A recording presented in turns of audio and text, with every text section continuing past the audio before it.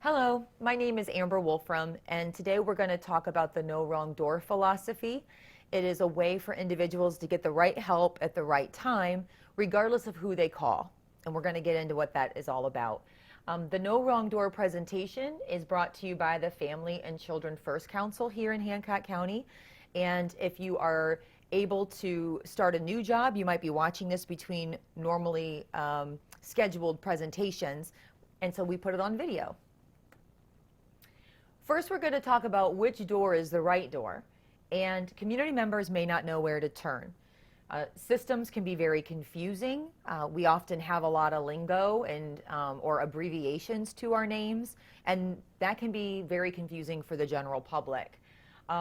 And crisis de-escalates the need to be heard the first time. So when someone's calling and they're in crisis, being told, "I'm sorry, we don't do that, please try again," it can get very frustrating, and people may feel disrespected or undervalued, which will then escalate the need for the next call to be the right call.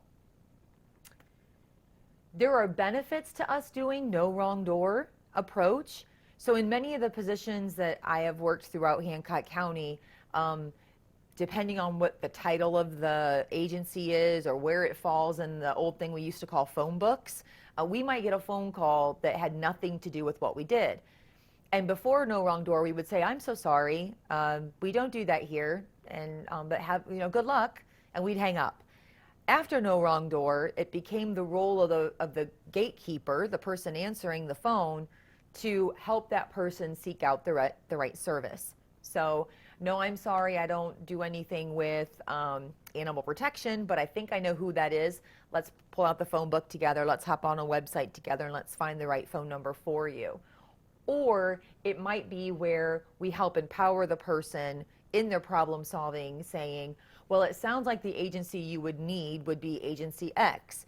And the reason I think that is," and we give them a little bit more detail than just giving them a name and a phone number. So when they call, they're just more engaged in the conversation and feel more empowered to have that conversation. It's a chance for us to do a warm handoff. So if I happen to know the next person they're going to be calling, I can provide the first name. I might be able to provide an extension number and say, "Hey," and let them know Amber said to reach out to them. That way they know that this is a warm handoff, someone needing assistance. With the no wrong door approach, it's important that the person who has this information is your gatekeeper, the person answering the phone. A lot of times when there's a new grant or a new program or a new service, that information gets shared to executives in the agencies. It might get shared to program directors, but if it doesn't trickle down to the person answering the phone, then no one's ever going to know about it. So please make sure whenever you're sharing new details about your own agency or something you've learned about another agency, that the gatekeepers are the ones that also get those details. And when we participate in No Wrong Door, it's not only shining a positive light on us, it's shining a positive light on the other agencies that we work with. And so it's a good way to promote each other and to help each other. So why are people knocking? They could be knocking for a whole host of reasons, which you see here on the slide. But what's really important to understand is when they are knocking, they might be in a moment of personal crisis, financial crisis, emotional crisis.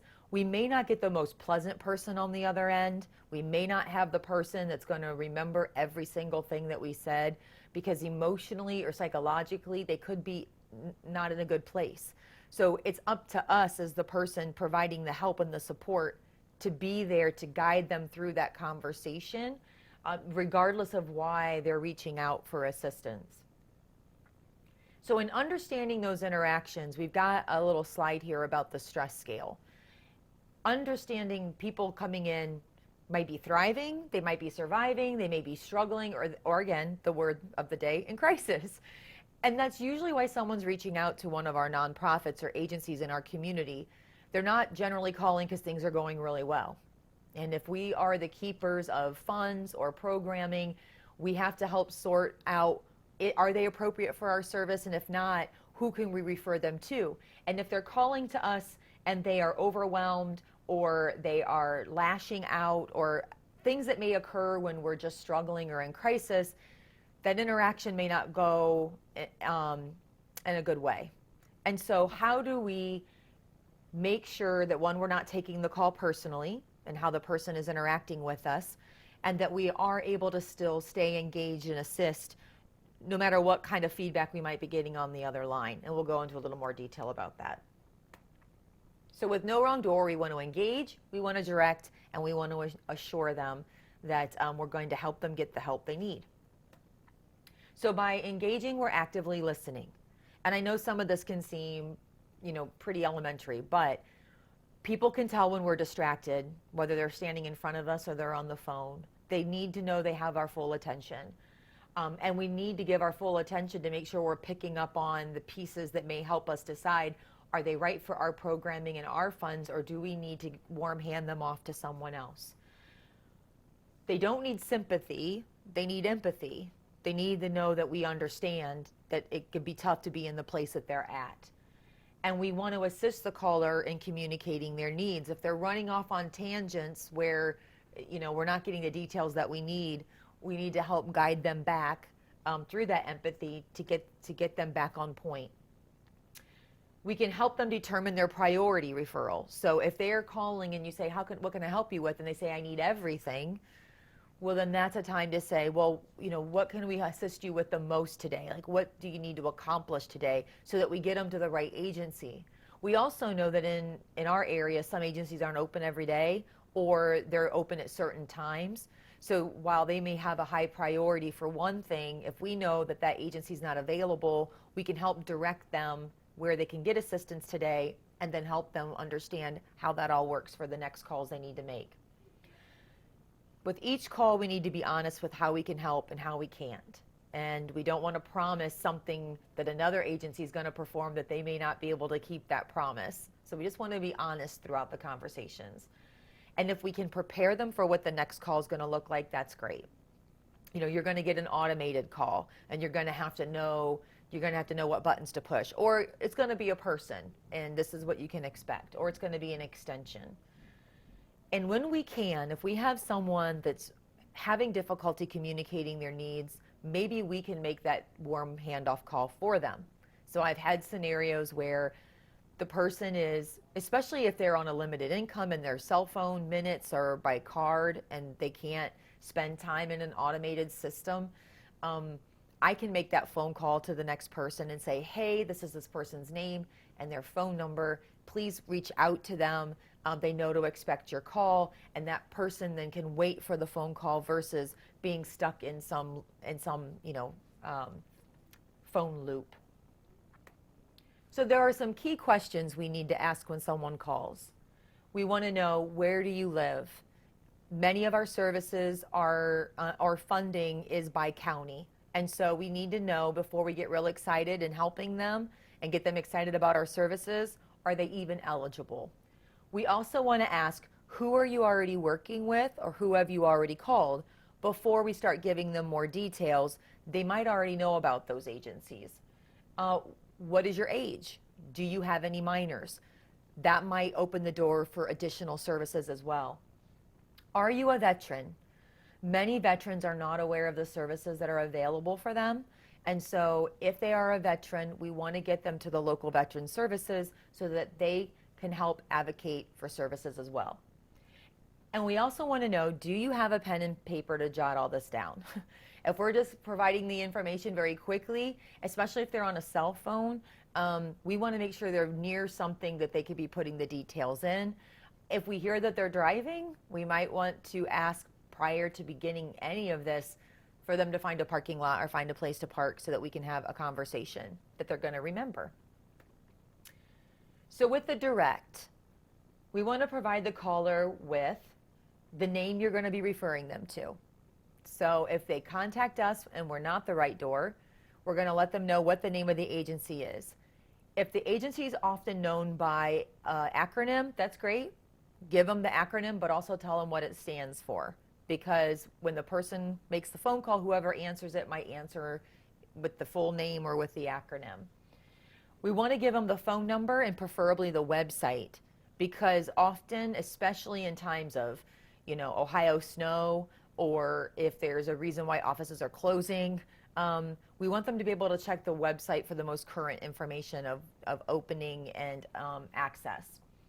If we know the name of the person they're going to be calling, or at least the position that they're going to be calling, providing that helps them be more informed as they make that call. And if there's walk-in hours available, what those are. Because some agencies require the person to apply in person, while others require an online form. All of that information, if you have it, would be beneficial. We also want to assure the individual, as we're working with them over the phone or in person, that we're glad they reached out. Often asking for help is really hard. And when an individual is at a place in which they're seeking our services, they need to be assured that we're glad that they're doing it. That's why we're here. If the initial referral is unsuccessful, I like to offer people the ability to call me back. If you make this phone call and they don't call you back within like 2 business days, please call back and ask for me. I would like to speak with you and know whether this warm handoff went well. And we want positive interactions for each other. So we want to make sure we're not throwing another agency under the bus, to be frank. If you know that they're only open a couple days a week, let the individual know that. If you know that they work, primarily with volunteers, or that they only have certain hours of staff, let that individual know so that the expectations are accurate as to when they can receive a call back. Remember, it's hard to ask for help. You do not know how many doors that person's already knocked on or have been closed to them before they make the phone call to you. Again, remember that stress continuum. Sometimes when we answer the phone, we're getting someone that has been told no multiple times. And at that point, that need can become desperation. And we have to remember that as they're interacting with us. It's not personal. It's just they're at a point where they have a need that's not getting filled. All behavior has meaning. The person on the other end of the phone, the person on the other end of our desk, and even ourselves, all of our behaviors have meaning. And so the best that we can work through that versus maybe tainting a first impression is really important. And because of that, we need to remember that anger is often a secondary emotion to fear or pain. When someone has fear, when someone has pain, they don't generally show that. So the mask and the protection is anger. So if someone's reaching out to us and their first interaction with us is they're being angry, it's not anything that we have done. It's something that they've previously experienced. So how do we set that aside and get the person the help that they need? If everyone was doing really well and was performing at their peak, then most of our services wouldn't be needed. So we just have to be realistic with that.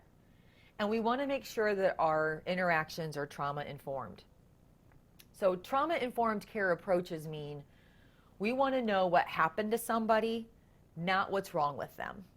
So we need to make sure that our interaction is open, that when we have an open-ended question, we allow the time for the person to share, and that we remember that healing happens in relationships. It does not take an army for someone to get needs met, but it takes 1 or 2 caring individuals to help someone through that time so that they can be more self-sufficient and assist themselves later on.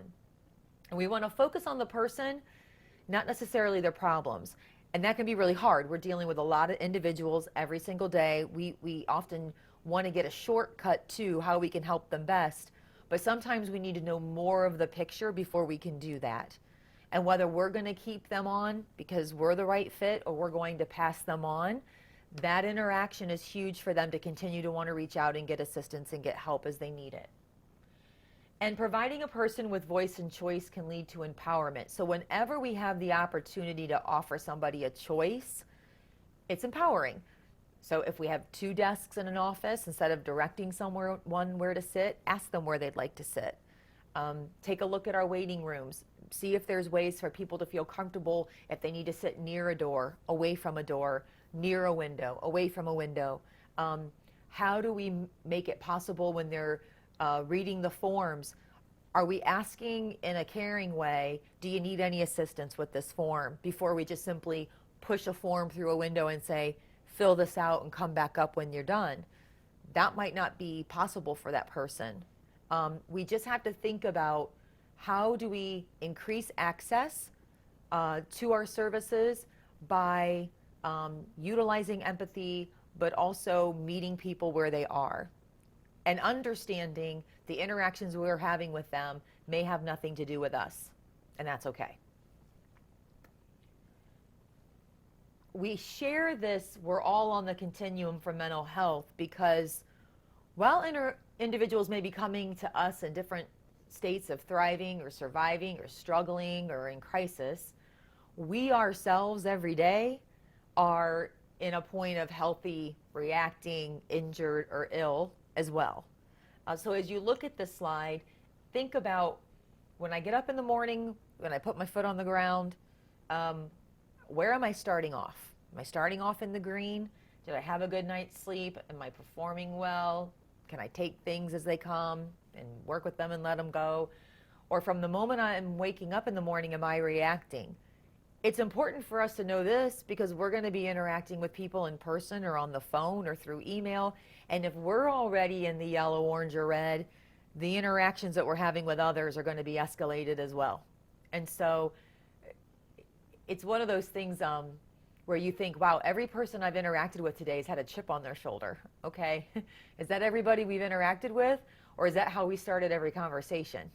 And understanding it, no one is striving for perfection every day, but knowing where we are, giving ourselves space and grace, really helps us grow that for others too. So I want to thank you for taking a moment and just kind of going over the No Wrong Door protocol. If at any point in time you have any questions about this, again, the Family First Council has been supporting the No Wrong Door policy and philosophy for over 20 years. Please reach out to them. And if you see a flyer or an email or a social post about a No Wrong Door training coming up, if you've never attended one, please stop in. I think you'll find it very, very beneficial for the role that you play. Thank you so much.